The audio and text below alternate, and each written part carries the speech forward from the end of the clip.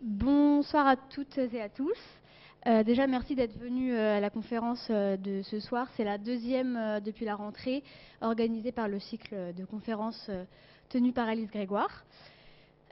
Aujourd'hui, on a le plaisir d'accueillir Léa Cottrell et Rosalie Robert, les créatrices de l'agence Réel, pour venir nous parler de leur travail.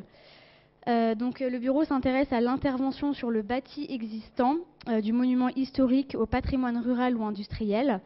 Et l'agence se questionne sur comment transformer ces lieux pour leur permettre de perdurer dans un nouveau contexte et un nouveau climat. Réel explore différentes stratégies d'intervention: révéler, adapter, réparer, entretenir. Donc voilà, je vous souhaite à toutes et à tous une bonne conférence et après on pourra en discuter autour d'un pot qui est organisé dans la cour juste à côté. Et voilà, je laisse la parole aux architectes. Oui. Merci. J'essaie de caler le micro. Donc merci pour votre invitation. Nous sommes très heureuses d'être là avec Rosalie et d'avoir l'occasion de vous présenter notre travail. On a choisi 5 projets pour vous parler de ce qu'on fait et vous parler des questions qui nous occupent quotidiennement. Tout d'abord, notre parcours. Donc, on est architecte, diplômé de l'école de Nantes pour Rosalie et de Paris-Belleville pour moi. On a travaillé dans des agences. Rosalie a travaillé chez Bruter. Moi, j'ai travaillé à Loma, à Rotterdam. Donc, à la base, on a un parcours assez contemporain. Et entre 2019 et 2021, on a fait le DSA mention et architecture, mention patrimoine, enfin DSA architecture et patrimoine, à l'école de Paris-Belleville, et pour devenir architecte du patrimoine. Et c'est lors de ce DSA qu'on s'est rencontrés.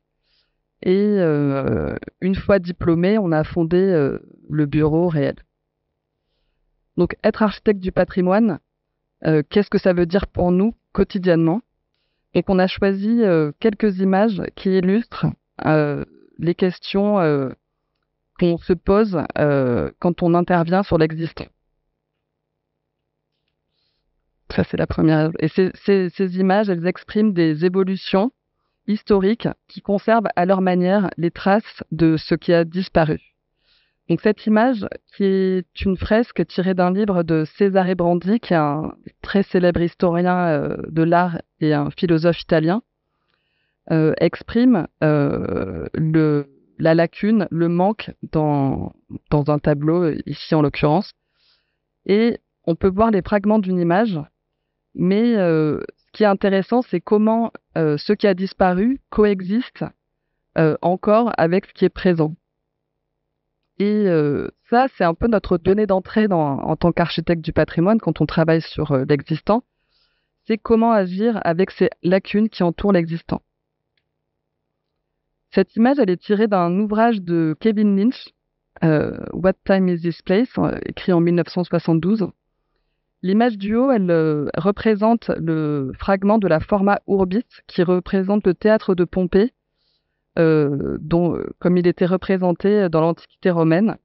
Et en dessous, c'est ce qu'il en reste aujourd'hui. Donc c'est une empreinte dans la ville qui s'est construite dessus. On peut voir que le bâtiment a disparu, mais que sa forme demeure et qu'elle existe de manière nouvelle dans la ville. Donc on peut lire là la permanence de la forme, tandis que sa fonction a disparu. Et cette image évoque aussi la reconstruction permanente de la ville sur elle-même depuis que l'architecture existe. Toujours dans le livre de Kevin Lynch, là c'est la transformation, ou plutôt l'évolution d'une maison sur plusieurs décennies. Et c'est la Hodgkin House qui a été construite à la base en 1840. Donc on voit qu'elle a été modifiée par ses occupants successifs et ça témoigne de différentes époques, de différentes cultures et de différents modes de vie. Et là, contrairement au plan du théâtre de Pompée, les changements sont là, mais la forme demeure.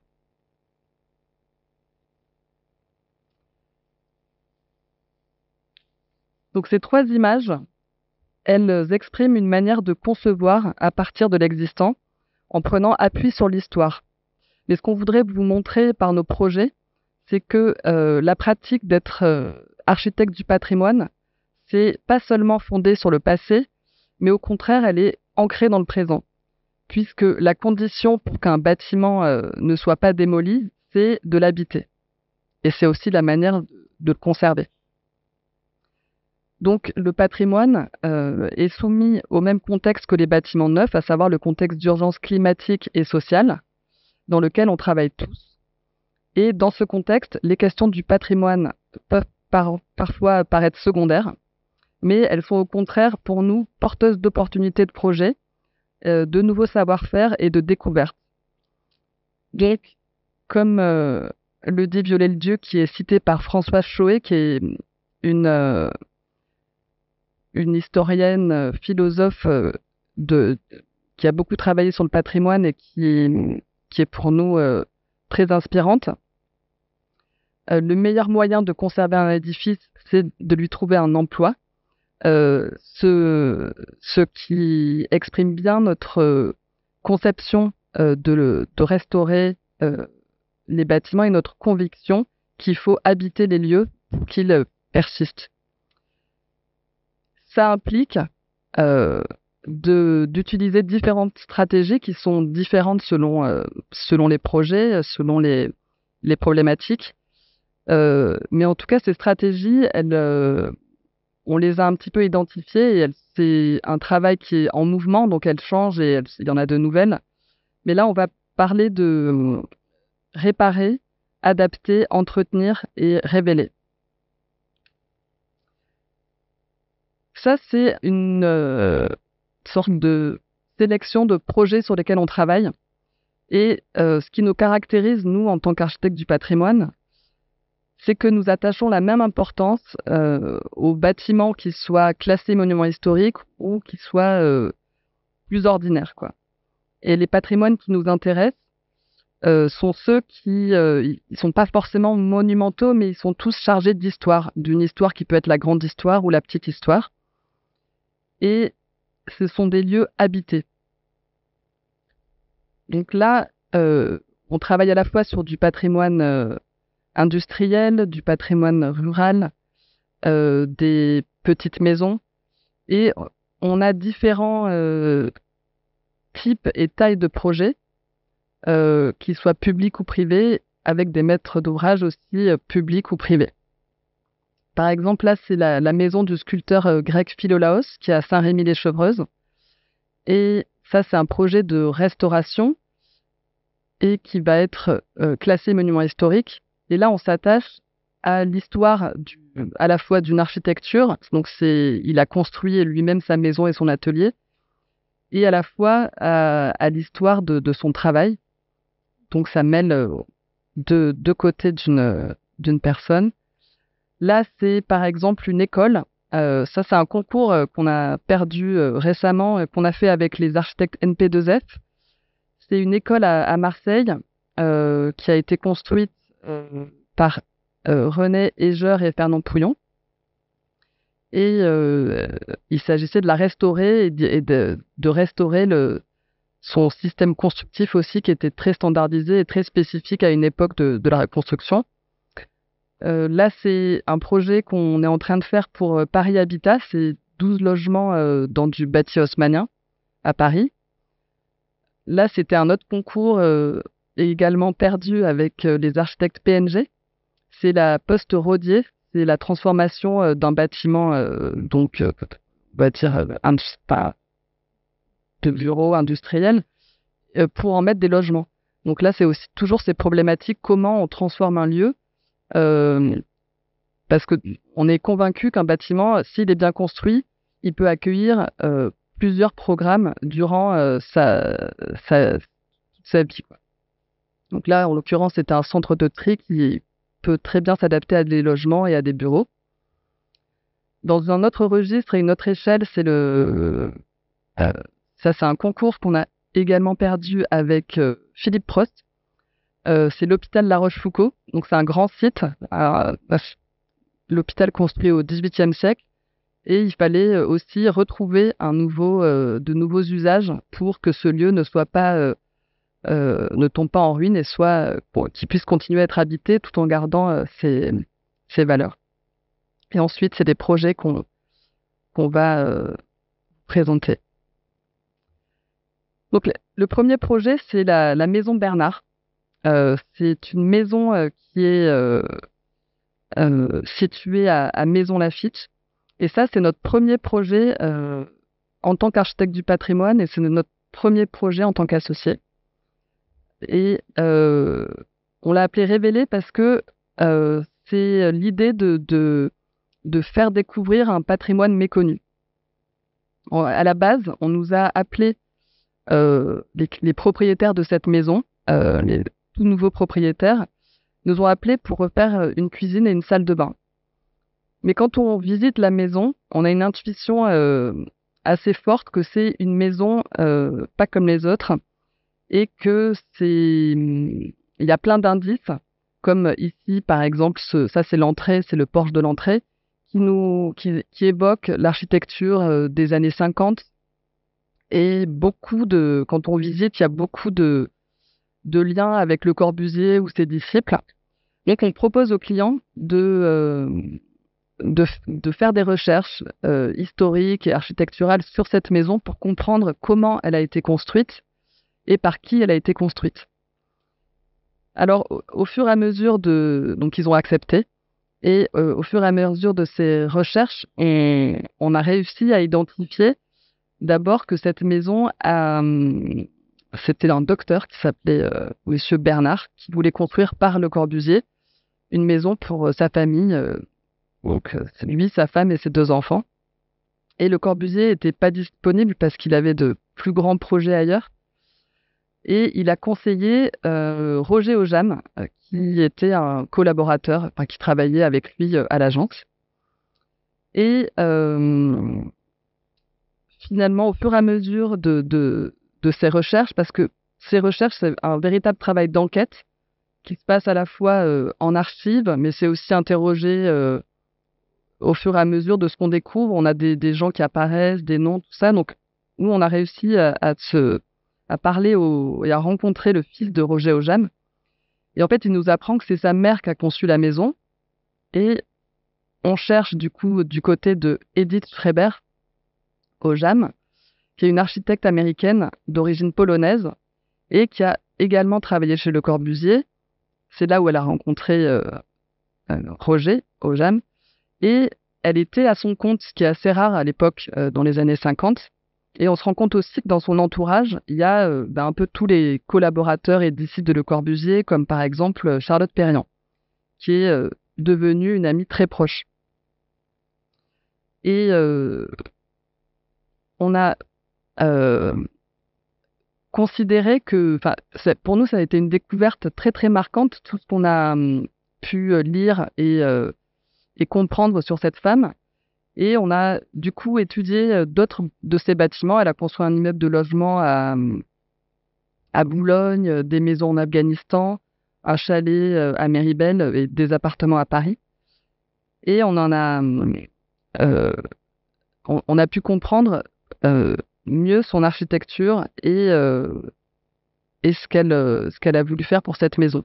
Cette maison, c'est assez intéressant aussi, c'est qu'elle se situe dans le parc de Maisons-Laffitte.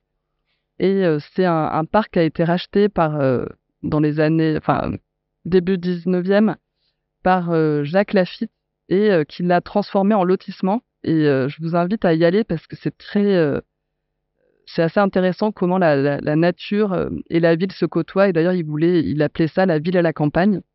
Et donc, c'est cette petite parcelle-là. C'est une toute petite parcelle par rapport au parc. Et c'est une maison qui est orientée plein sud et qui est construite sur plusieurs demi-niveaux. Donc là, vous avez 2 images qu'on a retrouvées dans les archives à l'IFA, je crois, les 2. Donc ça, c'était qui vous montre comment on avait quand même des intuitions qui étaient assez justifiées, on va dire. Et le plan est très intéressant aussi parce qu'il s'organise sur plusieurs demi-niveaux qui sont desservis par cet escalier principal.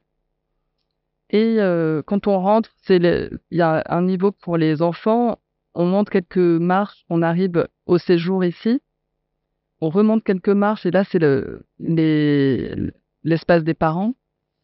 Et les dernières marches, on accède à la chambre d'amis qui donne sur un petit patio qui lui-même donne sur un toit terrasse. Donc on a un peu tous les codes de l'architecture des années 50 et de l'architecture moderne. Elle est d'ailleurs complètement orientée sud, avec là, bon, les menuiseries ont été modifiées plus tard, mais c'était des grandes parois vitrées avec le brise-soleil en béton.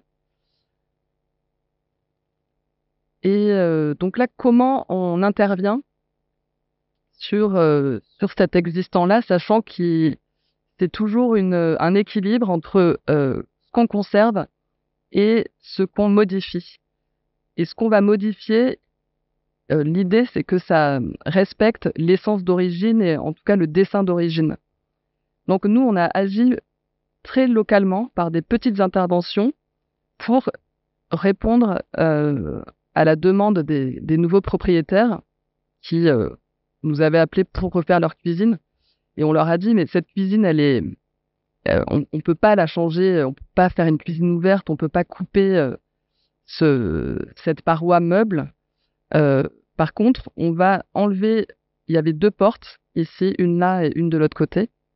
Et juste en supprimant ces portes, qui étaient aussi des portes à l'époque dématérialisées, si on peut dire, parce qu'elles étaient c'était des portes accordéon et en plastique.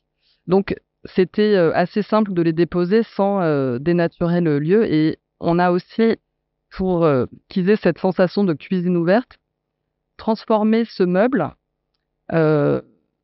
en utilisant un peu les codes du passe-plat pour qu'ils puissent avoir une relation entre le séjour et la cuisine. Mais on peut aussi revenir à l'état d'origine si on ferme la porte du placard.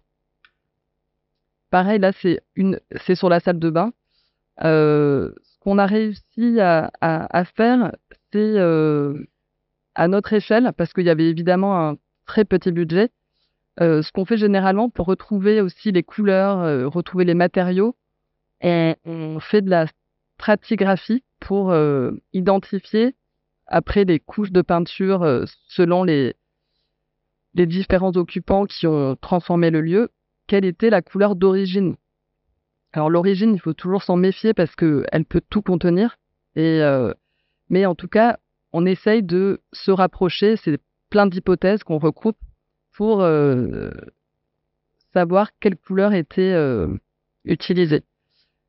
Donc là, nous, on s'est rendu compte que c'était du bleu, donc c'est pour ça que cette salle de bain est bleue.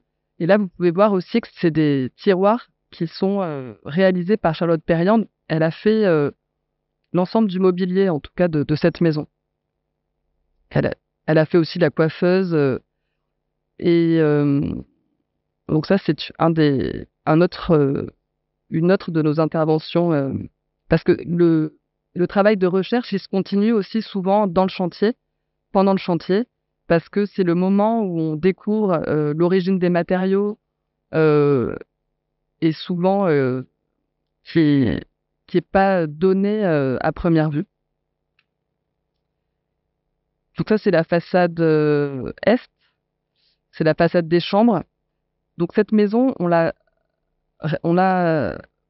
recherches et tout le travail qu'on a fait à la fois de projet et d'analyse, ça nous a permis de la protéger monument historique. Donc en 2023, elle a été protégée monument historique, ce qui a permis aux propriétaires d'avoir des financements suffisants pour s'occuper de toute la restauration des façades. Donc ça, en ce moment, c'est ce qu'on est en train de faire. Donc, pour résumer ce projet, c'est arriver à trouver le bon équilibre entre transformer, modifier, tout en gardant l'identité d'un lieu et toute son histoire.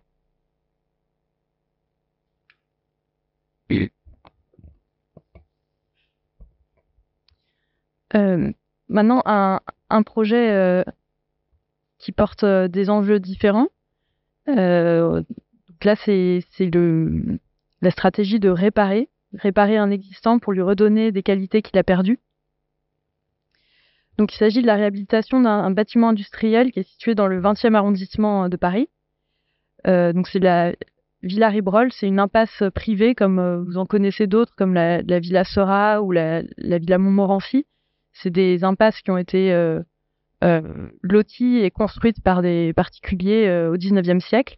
Et la particularité de la Villa Ribrol, c'est qu'elle a une vocation, dès son origine, une vocation exclusivement industrielle. Et donc, ce que vous voyez ici, c'est des images qui sont issues des archives, où on voit différentes activités qui prenaient place dans cette villa. Donc, il y avait de la fabrication de pellicules, de la joaillerie, de l'ébénisterie. Et toutes ces activités cohabitent dans une série de bâtiments. Ces bâtiments se situent donc au pied du Père-Lachaise, dans le 20e arrondissement, dans un milieu urbain très dense. Et c'est à cet endroit qu'on nous a dit que avaient été les dernières véritables industries de Paris qui ont disparu dans les années 70. Donc ce dont on hérite, c'est une série de bâtiments dont certains sont vraiment en très mauvais état. En fait, ils ont tous été construits sur un même principe, c'est-à-dire une halle avec une structure très simple de poteaux et de poutres en métal ou en bois. Cette halle, elle est couverte d'une toiture en tôle et elle est dissimulée derrière une façade en pierre à fronton. Et c'est cette façade qui est un peu archétypale et qui donne à la fois la caractéristique à cette villa et qui lui donne aussi une forme d'ancrage urbain. Donc les bâtiments ont tous été modifiés assez largement en fonction des activités qu'ils ont abritées successivement. Mais malgré tout, il y a ces caractéristiques de base qui ont perduré. Donc en 2021, on a été sollicité par une société de post-production qui s'appelle Polisson, qui est donc une société qui met à disposition des locaux et du matériel pour des équipes de cinéma qui viennent faire la post-production de leurs films. Donc des salles de montage, de mixage, de bruitage. Ils ont toutes sortes de locaux. Et à l'époque où on commence le projet, en fait, ils savent pas. Enfin, ils sont déjà présents dans la villa. Ils occupent déjà un autre des bâtiments et en fait, ils veulent aménager ces bâtiments pour aménager de nouveaux locaux. Mais ils savent pas encore définir exactement leur programme. Ils connaissent pas leurs besoins de surface, leurs besoins de salle. Et donc, en fait, ils nous demandent de commencer le projet malgré ce programme incertain et donc de réfléchir à l'aménagement de ces bâtiments. Et pour répondre à cette incertitude du programme, on a imaginé un projet en 2 phases. En fait, l'objectif, c'était de commencer une première phase de travaux pendant que le maître d'ouvrage prend le temps de définir son programme plus spécifique. Donc la première phase, l'objectif, c'était de définir les qualités de base du bâtiment. Et la deuxième phase, c'était l'aménagement des salles de travail selon les besoins du maître d'ouvrage et qui auraient été définis par lui. Donc dans cette première phase, l'objectif c'était d'abord de réparer l'existant. Donc réparer d'abord sa structure. C'est un bâtiment qui était sur un terrain d'anciennes carrières, donc un sous-sol très instable et en plus ces bâtiments n'avaient pas de fondation.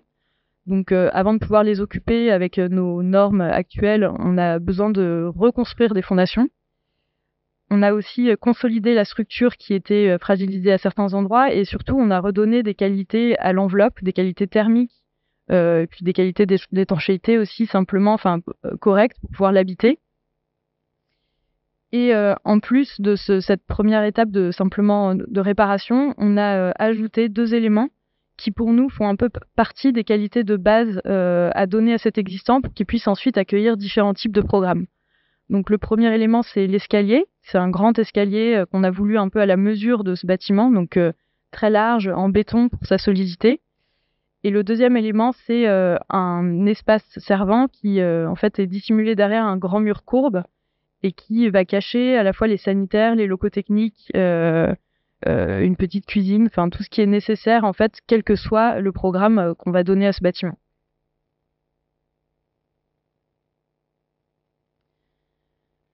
Donc là, c'est ce que vous voyez, c'est donc ces deux éléments qui vont redonner au bâtiment sa polyvalence, donc ce grand escalier et puis le mur courbe en bloc de béton. Et donc dans une deuxième phase, on installe ce qui est propre au programme du maître d'ouvrage, donc ces salles, ces locaux. Donc ici, il a été choisi finalement d'installer des salles de montage au premier étage et puis au rez-de-chaussée une grande salle de projection. Et donc, ce qui est propre à ce programme, c'est essentiellement du cloisonnement et des réseaux qui sont systématiquement traités en apparent pour être facilement modifiables aussi en fonction des besoins. Et au rez-de-chaussée, donc, il y a cette grande salle de projection qui occupe la moitié de l'espace que vous voyez ici sur le plan. Et finalement, pendant le projet, peut-être parce qu'on s'était habitué à voir l'espace de la halle entièrement vide, avec tous ces poteaux, on a eu l'intuition que il fallait faire perdurer un peu cette vision et on a choisi d'habiller en cours de chantier la paroi de cette salle de projection avec un grand miroir qui fait que, donc ça c'est à gauche l'intérieur de la salle et à droite ce qu'on en voit à l'extérieur, et en fait il y a ce dispositif un peu paradoxal qui, tout en divisant l'espace, permet finalement d'en restituer l'entièreté.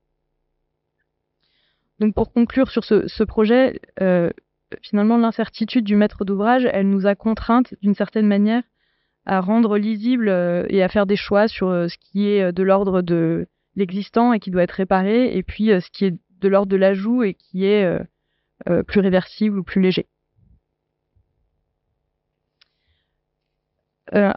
Ici, c'est maintenant un projet de restauration pure, donc très différent du précédent, où il s'agit d'entretenir plus que de rénover.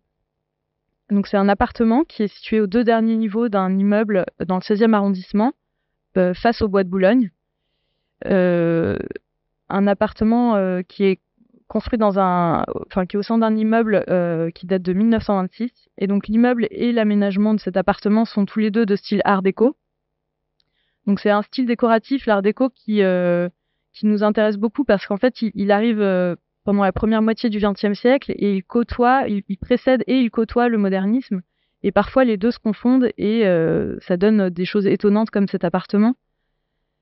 Et donc à cette époque art déco, cette époque elle correspond aussi à la généralisation de l'ascenseur dans les immeubles parisiens, et finalement l'étage noble qui était jusqu'ici le premier étage devient le dernier étage, et on voit apparaître des appartements comme celui-ci sous les toits, qu'on peut appeler des penthouses.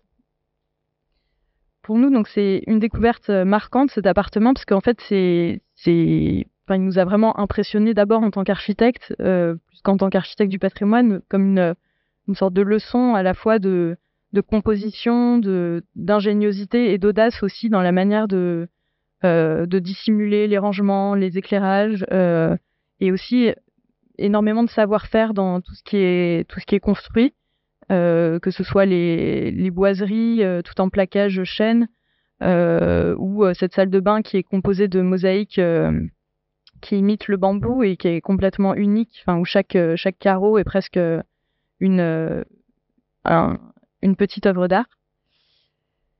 Et donc il y a un mélange ici d'art déco et de modernité qui en fait un appartement vraiment unique. Donc on a été sollicité pour le restaurer, en fait ses qualités d'origine, même s'il a été assez peu modifié depuis sa création, mais néanmoins simplement avec le fait de l'habiter finalement finit par dégrader les choses, et puis les choses sont remplacées petit à petit, parfois pas exactement comme elles étaient à l'origine. Et donc on est sollicité pour ce travail d'entretien. L'appartement il est attribué à Jules Leleu au moment où on intervient. Jules Leleu est un ensemblier décorateur hyper important du début du XXe siècle. C'est un peu le plus grand à l'époque. Et donc, l'appartement lui est attribué selon ses propriétaires, mais malgré toutes nos recherches en archives, on a été complètement incapable de valider cette hypothèse. Et donc, finalement, on commence le chantier sans avoir pu faire les recherches qu'on vous a montrées pour la Maison Bernard précédemment. Là, on est complètement dépourvu d'archives et de bases documentaires. Et on doit adopter une méthode qui est un peu différente, qui s'approche plus de celle de l'archéologue, qui en fait, c'est une observation sur le chantier, un mélange de relevés et d'observations. Et pour ce travail de recherche, là, on s'appuie beaucoup sur les artisans, qu'on a été sélectionnés spécifiquement selon leurs compétences. Et on s'est entouré de très bons artisans parce que eux ont des compétences et des savoir-faire que nous, on ne peut pas avoir, notamment sans cette base documentaire. Donc, par exemple, une ébéniste qui s'est occupée justement de toutes ces boiseries, un menuisier pour les fenêtres, un marbrier, un spécialiste des parquets. Et en fait, chacun a été capable de nous donner un diagnostic sur l'existant et de nous aider aussi à comprendre comment on pouvait le restaurer. On a aussi utilisé un outil hyper important, c'est le relevé. Donc ici, vous voyez le relevé qu'on a fait de la salle de bain. C'est des relevés qu'on fait à la fois dans l'objectif de comprendre comment les choses sont construites et conçues, pour savoir les restaurer en gardant l'idée originale.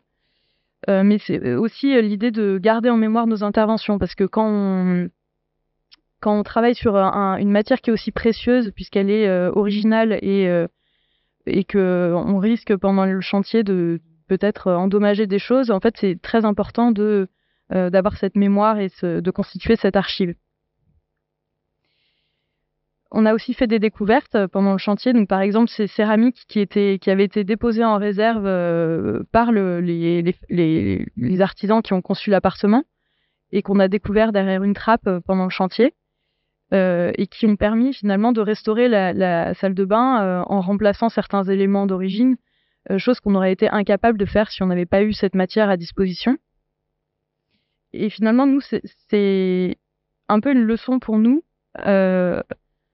Parce qu'en tant qu'architecte, on sait qu'on va être de plus en plus amené à travailler sur des projets comme ça d'entretien ou de restauration, de maintenance de bâtiments. Et c'est quelque chose qui n'est pas encore tout à fait dans notre culture. Et là, on a la preuve qu'en 1926, quand on concevait un appartement, on anticipait aussi sa future restauration ou son futur entretien.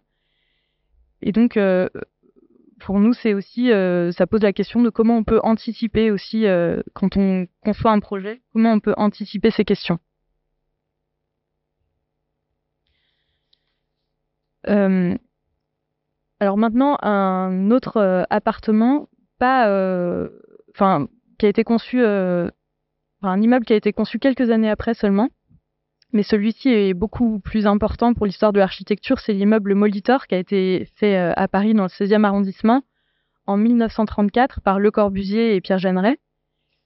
Et c'est un immeuble qui est très important puisque Le Corbusier y a aménagé aux 2 derniers niveaux son appartement atelier que vous pouvez visiter aujourd'hui. Et c'est un immeuble qui est donc aujourd'hui classé monument historique pour ce qui est de ses façades et parties communes, et qui est aussi patrimoine mondial de l'UNESCO. Donc Le Corbusier, il a vécu jusqu'à sa mort en 1965. Donc ce qui est intéressant parce qu'il a aussi apporté des modifications pendant toute sa vie dans cet immeuble.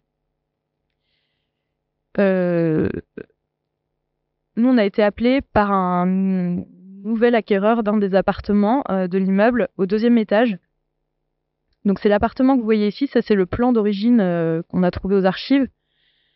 Donc ce que vous voyez, c'est que c'est un plan libre, et c'est ça qui constitue aussi toute l'originalité de l'immeuble à l'époque. Et grâce à ce plan libre, Le Corbusier il propose en fait à chacun des nouveaux acquéreurs des appartements de composer eux-mêmes leurs plans selon leurs envies, puisque en fait avec cette structure de poteaux, on peut imaginer toutes les dispositions possibles en cloisonnement. mais finalement, il s'avère que la plupart des acquéreurs décident de conserver le plan proposé par Le Corbusier. Donc nous, quand on arrive, quand on est appelé par ce client, l'appartement, il a été entièrement modifié dans les années 70 et il reste absolument rien du plan original. Et donc, on se pose la question de comment intervenir dans ce lieu qui est à la fois un morceau d'histoire, mais en même temps, il n'y a plus rien de ses dispositions d'origine et il a perdu un peu cette valeur historique. Et on propose aux clients de commencer notre travail par un curage assez soigneux de l'appartement pour enlever en fait toutes les couches qui ont été ajoutées au fur et à mesure des années et revenir à l'épiderme d'origine. Et donc là, c'est ce que vous voyez, c'est l'appartement après qu'on ait réalisé ce curage, où on retrouve finalement la première peau de l'immeuble et en espérant aussi trouver des traces de ses dispositions, de son aménagement original. Et des matériaux d'origine. Donc on a fait plusieurs découvertes, on va vous en présenter quelques-unes qui nous ont particulièrement intéressés. Par exemple, on a découvert un isolant thermique en allège des façades.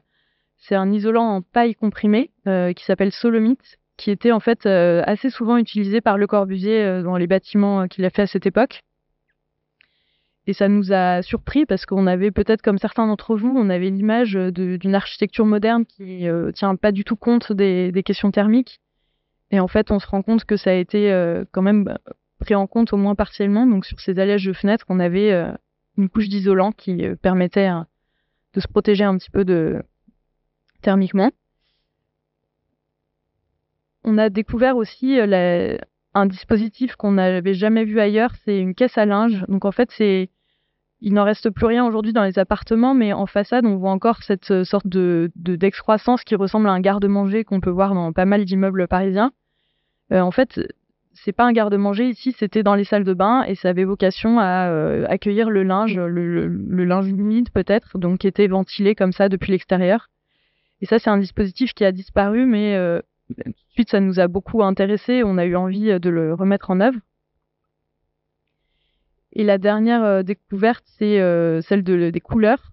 En fait, avec la Fondation Le Corbusier, on a fait un travail de stratigraphie toujours à notre échelle, parce qu'on ne fait pas appel à des experts pour ça, on le fait un petit peu nous-mêmes. Et on a découvert sans doute ce qui pourrait être la tapisserie d'origine, donc qui est ici, et c'est cette couleur bleu-gris qui était sans doute présente sur la plupart des murs de l'appartement. En fait, Le Corbusier, à cette époque, il a développé pour le fabricant de papier peint Salubra une gamme de couleurs. Et donc, il a sélectionné lui-même certaines couleurs qu'il estimait les plus belles selon son goût. Il n'y a pas vraiment de justification. Et il a fourni une lunette qui permettait de sélectionner pour chaque couleur principale une ou deux couleurs complémentaires de manière à composer comme ça un intérieur qui soit harmonieux. Et donc, à partir de cette couleur retrouvée, on a aussi défini une palette de couleurs qu'on allait utiliser pour l'appartement. Donc ça, c'est pour un peu les choses qui nous paraissaient être des invariants de notre projet, enfin des bases de notre projet, mais à partir de ça, on savait pas vraiment ce qu'on allait composer comme appartement puisque il ne restait rien du plan d'origine et puis que le plan d'origine, finalement, se prêtait pas très bien à des modes de vie contemporains, notamment parce que simplement dans une chambre, selon Le Corbusier, on peut mettre 2 lits simples tête bêche, mais on peut pas mettre un lit double. Il avait aussi, c'est des normes de l'époque, des standards qui sont propres, on sait pas trop. Mais en tout cas, c'est pas du tout possible d'y vivre selon des standards actuels. Donc on a proposé plutôt, en fait, on a fait une sorte de recherche de matière, de formes qui ont constitué comme ça une petite grammaire de Le Corbusier qu'on s'est appropriée. Et ensuite, on a créé cette collection d'éléments que vous voyez à gauche, qu'on a d'abord travaillé en maquette.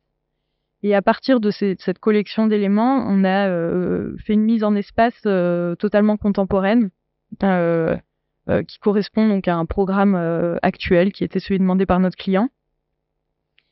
On a structuré donc l'espace en 2 parties, donc une grande chambre et une grande pièce de vie. Et au sein de ces deux grandes pièces, il y a des éléments qui viennent structurer l'espace et le découper sans le fermer complètement. Donc par exemple, ici vous avez cet îlot qui dans la cuisine divise la partie cuisine de la partie salon.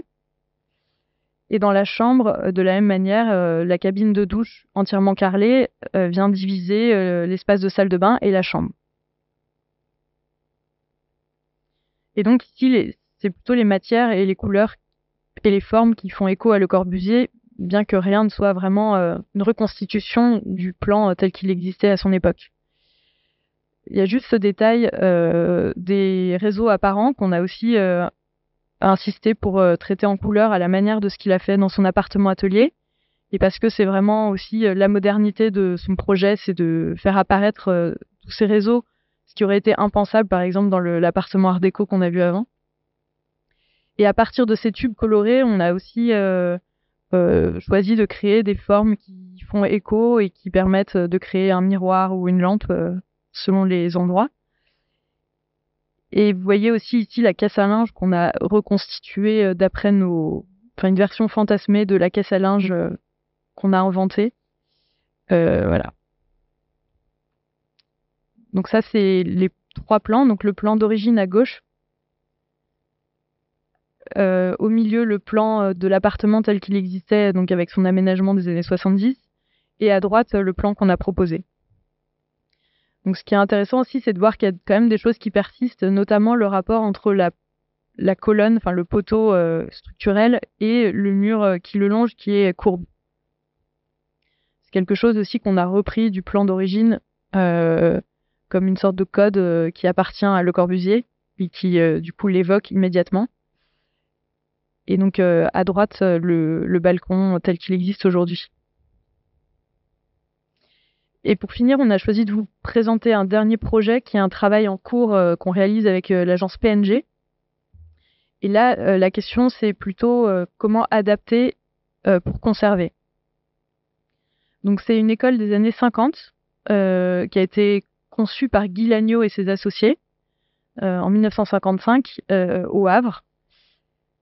Et donc, c'est ce grand bâtiment, cette grande barre sur 4 niveaux que vous voyez sur cette image, entièrement vitré sur sa façade sud. Donc ça se situe au Havre, dans un contexte qui est celui d'une ville qui a été complètement détruite par les bombardements en 1944. C'est l'image que vous voyez ici juste avant la création de l'école. Et donc cette école, elle fait partie du patrimoine de la reconstruction de la ville, au même titre que le centre-ville qui a été imaginé par Auguste Perret. Et tout ça a été listé par l'UNESCO et protégé récemment. Et donc, en fait, il y a un deuxième enjeu, il y a un enjeu de contexte, c'est que l'école, quand elle a été dessinée dans les années 50, elle était destinée à 1200 enfants, et qu'aujourd'hui, elle abrite 400 enfants, et qu'il n'y a aucune prévision démographique d'augmentation ou de croissance démographique pour la ville du Havre. Donc la ville se pose sérieusement la question de pourquoi conserver un bâtiment qui est finalement 3 fois trop grand pour son usage actuel. Et donc l'enjeu du concours qu'ils ont organisé, auquel on a répondu, c'était est-ce qu'il faut mieux démolir ou conserver ce bâtiment. Il y avait vraiment des élus qui étaient prêts à démolir 1/3 ou 2/3 du bâtiment parce qu'il coûte trop cher en maintenance, en entretien, en chauffage. Et donc il y avait un enjeu dans ce dialogue compétitif qui a duré plusieurs mois, à la fois de faire la démonstration que c'était plus intéressant de conserver que de démolir, et aussi de montrer qu'en conservant, on pouvait faire une rénovation exemplaire d'un point de vue thermique. Donc les architectes qui ont conçu cette école, ils sont assez peu connus, relativement peu connus, mais ce bâtiment, il s'inscrit néanmoins dans une histoire de l'architecture scolaire des années 50, dans la lignée, par exemple, de cette école de Allison et Peter Smithson, qui est beaucoup plus connue, construite en Angleterre un petit peu avant. Mais on retrouve ces mêmes principes d'une grande structure en acier, de matériaux bruts, donc le béton, la brique, et aussi d'une grande transparence sur l'extérieur, d'un rapport très généreux à l'extérieur. Et cette transparence, donc, c'est ce qu'on a identifié avec PNG comme étant pour nous, l'enjeu principal d'un point de vue patrimonial. C'est ce qui fait la qualité de ce bâtiment à l'origine. Et là, vous voyez à gauche une image du bâtiment dans son état actuel. C'est-à-dire que la transparence initiale, on l'a peu à peu perdue. En fait, il y a d'abord les impostes qui ont été condamnés, puis les allèges. Puis la façade du rez-de-chaussée a été remplacée et puis finalement il reste quasiment plus rien de cette image originale d'une façade entièrement vitrée. Mais ça a été changé pour des raisons aussi de confort thermique, puisqu'on imagine bien qu'une façade vitrée plein sud, c'est un inconfort en été et beaucoup de déperdition aussi en hiver. Donc il y a cet enjeu thermique qui est vraiment au cœur de cette idée de transparence. Et donc notre proposition au moment du concours, et là on est à la fin des études, donc on va bientôt passer au chantier. Là, l'image que vous voyez à droite, c'est notre projet.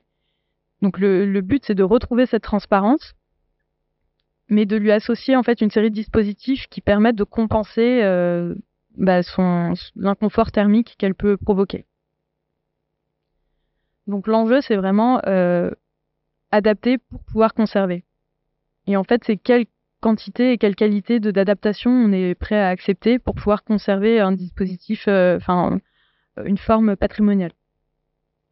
Donc on a commencé d'abord par essayer de comprendre les qualités bioclimatiques de l'existant, parce qu'en fait le bâtiment existant, il a déjà des qualités qui ont parfois été complètement effacées avec le temps et qui doivent d'abord être révélées, restaurées.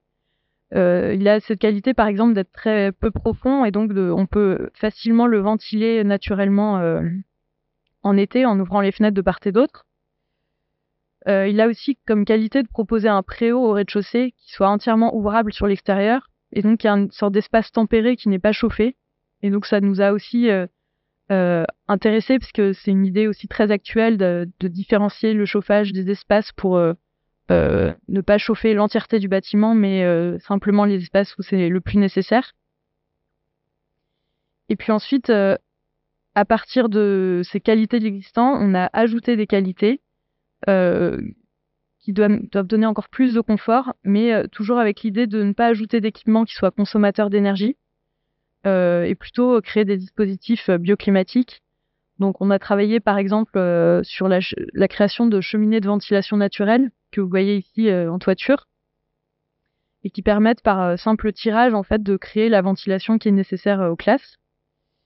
Et puis de la même manière sur les façades, donc là c'est une vue axonométrique d'une portion de façade et qui se répète 120 fois dans le projet. Donc on l'a bien travaillé à cette échelle-là. Et ici, l'objectif, c'est à la fois de conserver les fenêtres anciennes qui existent. Donc c'est ce que vous voyez en bleu. Donc c'est des menuiseries en bois massif qui ont très bien vieilli et qui sont encore capables d'être conservées. Et on va simplement les compléter avec du double vitrage.